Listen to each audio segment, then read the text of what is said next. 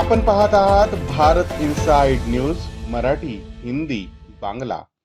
गडचिरोली येथील मौजा नवेगाव मुरखडा वार्ड क्रमांक 3 मधील रहिवाशांनी सर्वे क्रमांक 48 वर उभारण्यात आलेल्या घनकचरा विलगीकरण शेड व प्लास्टिक कचरा डंपिंग यार्ड विरोधात तीव्र नाराजी व्यक्त केली आहे।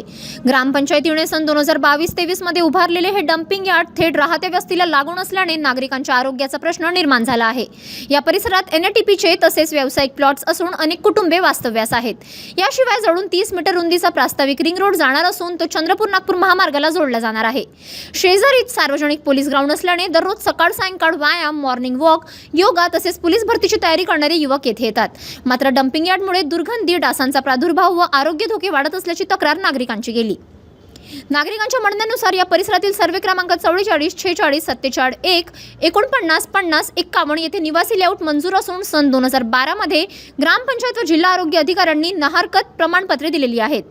असे असतानाही शासनाची दिशाभूल करून येथे कचरा साठवणूक केंद्र उभारण्यात आल्याचा आरोप होत आहे।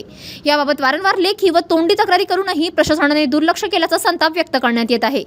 न्याय न मिळाल्याने दिनांक 24 डिसेंबर 2025 रोजी बुधवारी नवेगाव वार्ड क्रमांक 3 मधील नागरिक व राष्ट्रीय मानवाधिकार संघटना जिल्हा गडचिरोली यांच्या वतीने जिल्हाधिकारी व मुख्य कार्यकारी अधिकारी यांच्या कार्यालयावर मोर्चा काढण्यात येणार आहे। या मोर्चात शहरातील नागरिक, पदाधिकारी व कार्यकर्त्यांनी मोठ्या संख्येने सहभागी व्हावे असे आवाहन संघटनेतर्फे करण्यात आले आहे।